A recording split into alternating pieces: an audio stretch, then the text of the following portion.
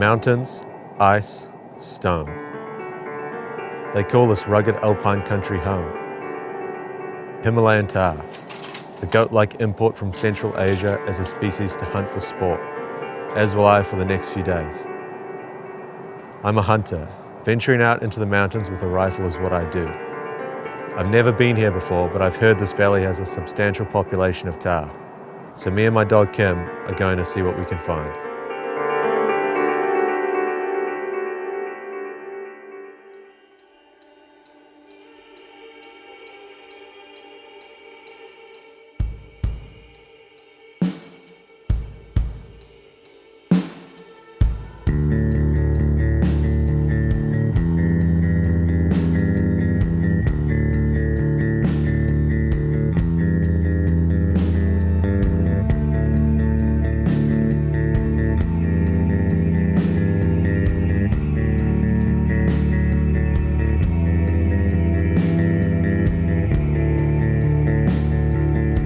We've been walking up this valley for a decent ways now. It's about 5:10 and we saw some tahr on the way in, but we're heading to the top of the valley, just up here to behind me, just where the glaciers are, and we're hoping we will find some mobs of tahr, maybe chamois up there. The ones we saw here are on private land, so we couldn't shoot them, but hopefully we'll see something tomorrow morning or maybe even this evening if we're lucky enough.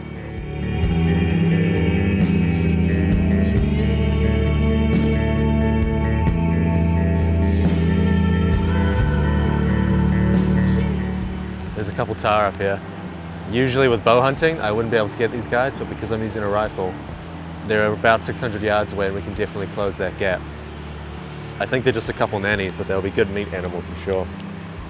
It's still early in the evening, so we've got plenty of time to make a stalk on these guys. We're not in any rush.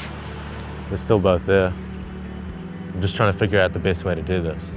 One nanny's moved out of sight and the other one's on the move sort of round into this other little gully here. So it might not be the best idea to go up there right now. And that long tussock and stuff, you can just lose them so quickly, especially if they're moving. I generally hunt from above, so hunting from below like this is actually quite difficult because they're always looking down, they can always see you. I think we might leave those ones and carry on. I think that's probably a better call. At least we know there's some around here. We'll pack up our stuff and we'll keep going up the valley. Here we have a couple tahr prints. You can see most people kind of expect them to be up on the bluffs and stuff. They actually come down to the valley floor this time of year. So we'll keep our eyes peeled, I suppose. There's a couple more tahr up there. It's nice to know that if we don't get anything at the head of this valley, there is something to use as a backup plan to get as a meat animal.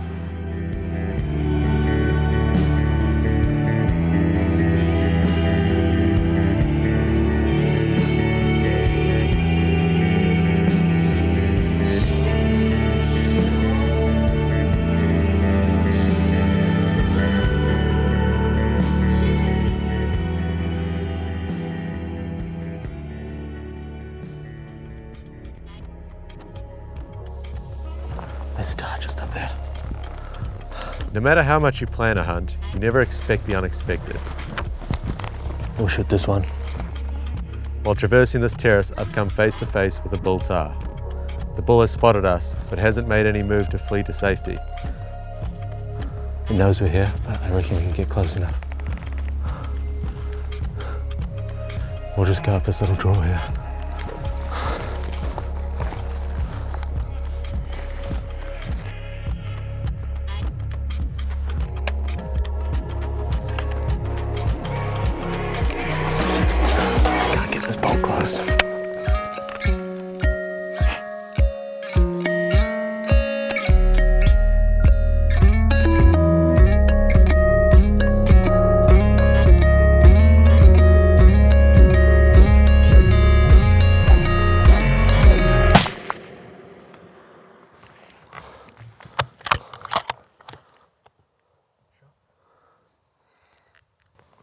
I think it's hit. We'll see. My shot was rushed, and I'm not sure if I hit the bull.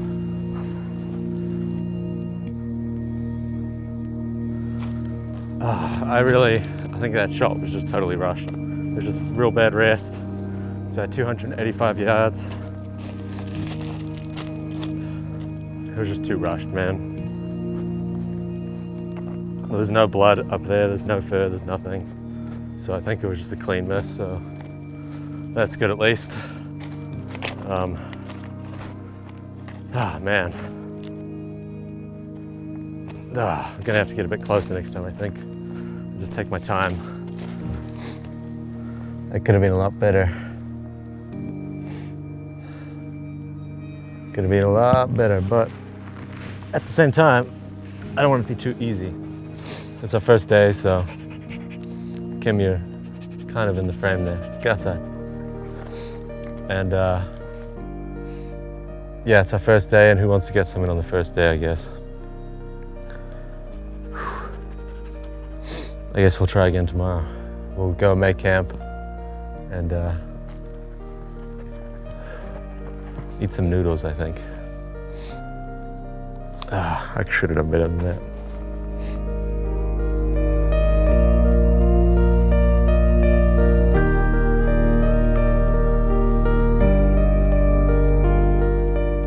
Upon leaving the scene, I spot a smear of blood in the tussock.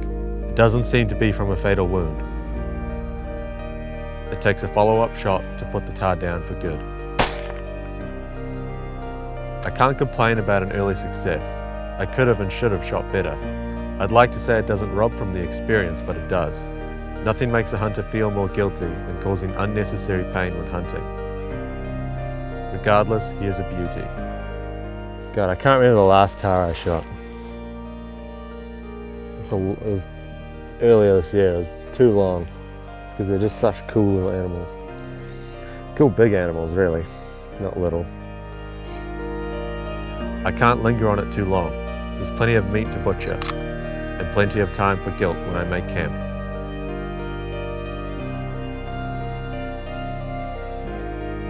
Maybe the front legs might be the go.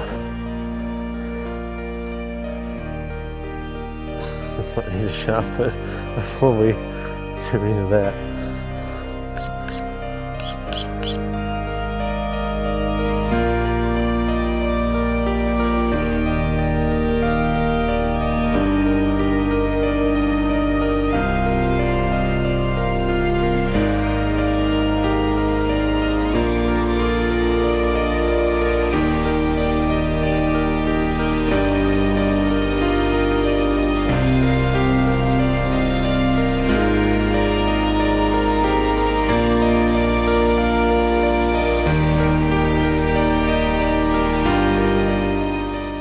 I set up my tent on the river flats and drift off to the sound of glacial water running over rocks.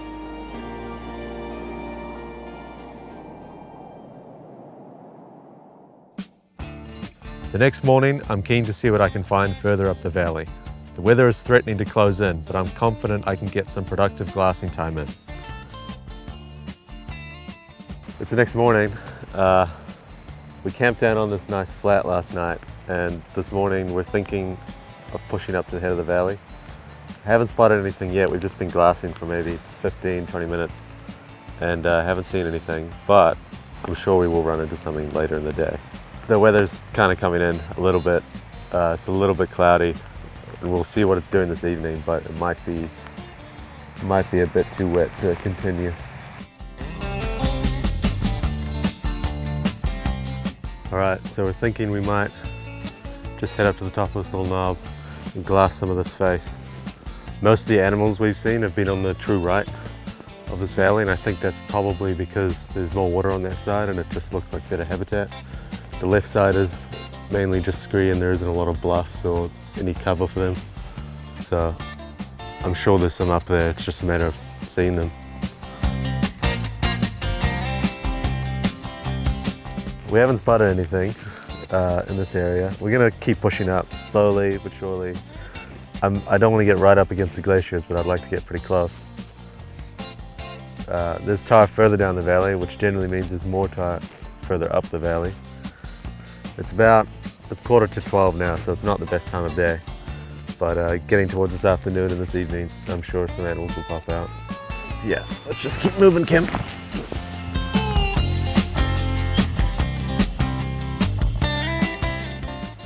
We're just heading up to this next mob. I'd quite like to look back up into the stream here. It's basically that bluffier country is where they'll be.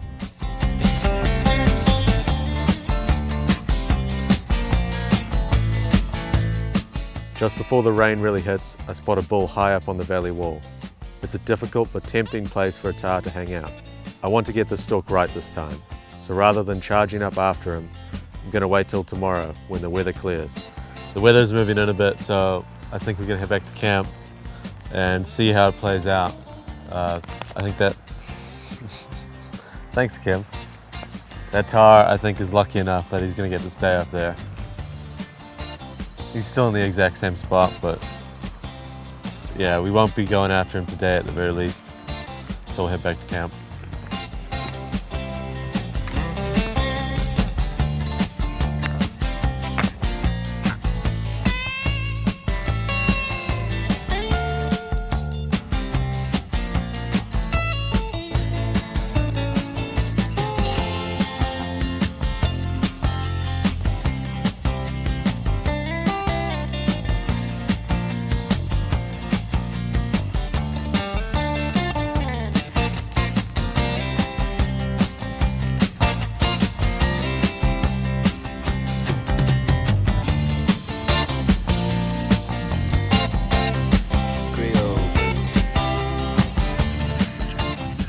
Not even tough, it's really tender.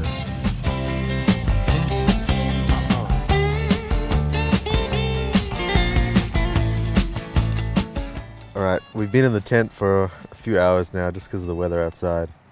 But we've been talking about it. I think we're going to go after that Tahr we saw earlier this morning. The bull we got yesterday was just kind of easy. And we'd really like to show off some of that cool country up against the glaciers. And there's no guarantee of getting that guy. First we have to re-find him in the morning, but I think we'll be able to. And we're gonna have to stalk all the way around and have a crack at him. But it's not gonna be easy, but I think it'll be worth showing. I really do. I think that'll be really awesome if we get up there and we shoot a bull right up against the glaciers.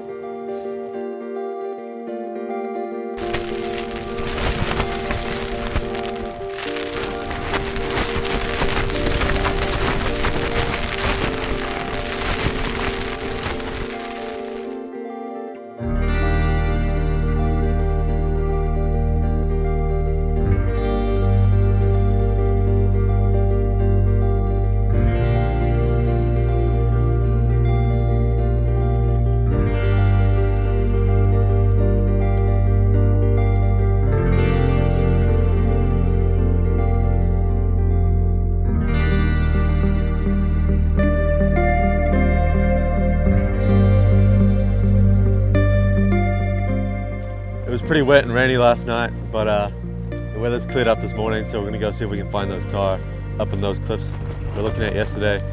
I might be able to see some from here, but we're gonna get closer and see what we can spot. It's definitely gonna be a bit of a climb to get up there, but I think we'll get one.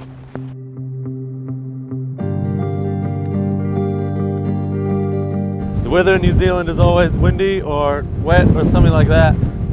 The days you get like a nice day are pretty few and far between, to be honest. But in this case, I think the wind might actually help us, because it won't be very quiet for us to make an approach. And the wind's strong, so they're not going to smell us as easily.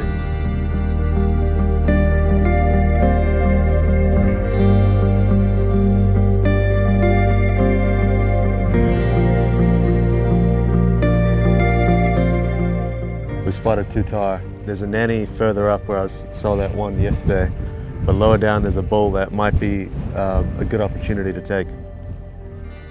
We can probably just sort of work our way around and we should be able to get a shot at him pretty easily. Yeah, he's definitely in a really good spot. We're gonna go after this bull that we saw bedded down on those bluffs. He's in quite a tricky spot, but I think we can get around. The wind's kind of picking up, which is both good and bad. We're really gonna have to hug these bluffs as we go up. But I think we can make this work.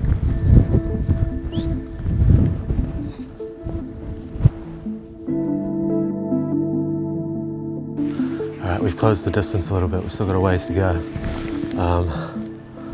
About 928 yards right now. We're gonna have to cross some open country. This is probably the riskiest bit of the stalk. But if we keep hugging the sides, I think we'll be okay. He's just bedded down and he's got a very vigil eye out for people like us.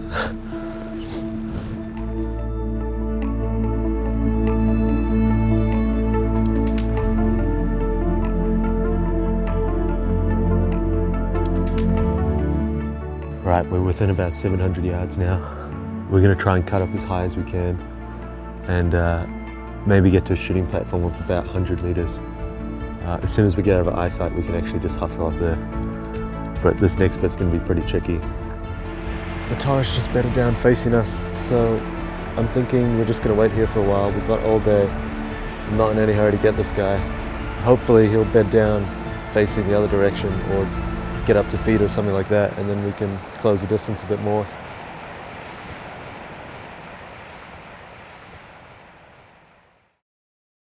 He's up and feeding again. If he goes down below this washout, we might rush up there and be able to make a shot. Tahr's just up here. We have to be real quiet as we go though.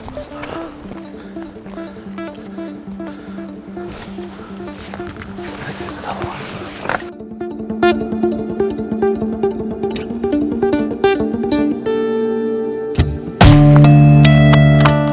I poleaxed that bull. He'll be down in that stream there somewhere. But I was real nervous for a sec there. The shot, I knew it wasn't the same one. I knew that wasn't a bull. I think it was a young bull or maybe even a nanny or something. I just couldn't tell at this range. But yeah, we got the bull we were after. And this is a really cool spot to get one as well. I don't think I've ever shot a bull Tahr in a spot as cool as this. Come here. Yeah, it was pretty touch and go there for a bit, but oh, we got it. All right, we better go hit up there and see where it is.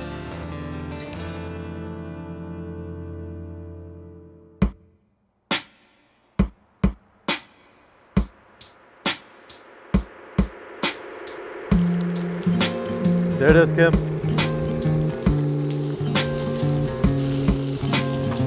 Definitely landed pretty hard. I often ask myself why I like hunting. Is it the process of accumulating knowledge and skills, or about earning and connecting to the food I eat? It's all of the above, but also something so much more. Something almost impossible to explain, but borders on spirituality. Feeling connected to something so much more grand than myself. Landscapes brimming with adventure and the stories they create. These formidable mountains and these Himalayan Tahr that are so resourceful and tough.